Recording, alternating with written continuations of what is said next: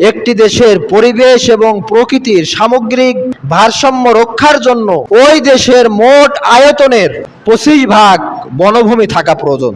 আজকের সরকারি এবং বেসরকারি জরিপে দেখা গেছে বাংলাদেশের মোট আয়তনের গাছালি আছে, বনভূমি আছে মাত্র 15%।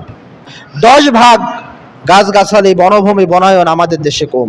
মানুষ বড় বড় বনভূমি কেটে সেখানে শিল্প ইন্ডাস্ট্রি তৈরি করছে, কারখানা তৈরি করছে, বিপরীতে গাছ কয়জন লাগাচ্ছে?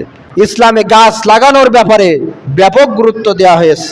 নবীজি বলছেন যে তোমাদের কাছে যদি এই রকমের কোনো খবর আসে যে এখনই কিয়ামত হবে, আর তোমার হাতে একটা চারা গাছ আছে, তুমি জানছো এখনই কিয়ামত হবে, আর কয়েক মিনিট কয়েক সেকেন্ড বাকি আছে, তাও যদি তোমার সুযোগ হয় ওই গাছটা লাগিয়ে দেওয়ার, তুমি জানছো যে এখনই কিয়ামত হয়ে গাছটা ধ্বংস হয়ে যাবে, তারপরও তুমি গাছটা লাগিয়ে দাও, চারাটা লাগিয়ে দাও।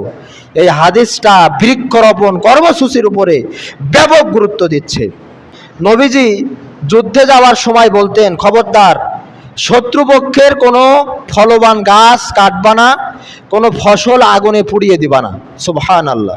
মানুষ যুদ্ধে গেলে এগুলো করে না, শত্রুপক্ষের গাছগাছালি কাটো, ফল ফসল পুড়াইয়ে দাও, ধ্বংস করে দাও। নবীজি বলছেন খবরদার শত্রুপক্ষের কোনো গাছ কাটবা না, কোনো ফসল পুড়িয়ে দেবা না।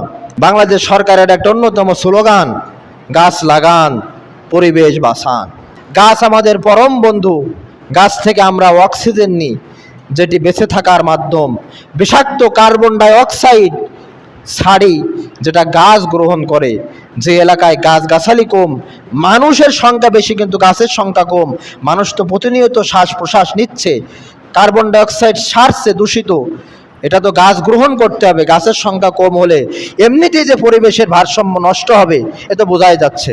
আপনারা চেষ্টা করবেন, প্রতিজন টার্গেট নেবেন। বাড়িতে যে সমস্ত পতিত জমি পড়ে আছে, একটা ফলের গাছ, একটা কাঠের গাছ, একটা ঔষধি গাছ, বনজ গাছ লাগান। একটা সন্তান হয়েছে, টার্গেট নিয়ে কটা গাছ লাগাই দেন, মেহগনি গাছ লাগাই দেন, শিশু গাছ লাগাই দেন। এই সন্তান বড় হবে, সাথে সাথে গাছটাও বড় হবে। পরিচর্যা করবেন, সন্তানের মতো লালন পালন করবেন, দেখবেন এটা আপনার মেয়ের বিয়ের সময়, ছেলের বিয়ের সময় ফার্নিচার তো দেওয়া লাগবেই, এর বাইরেও আপনার অর্থনৈতিক ব্যাপক সাপোর্ট দেবে।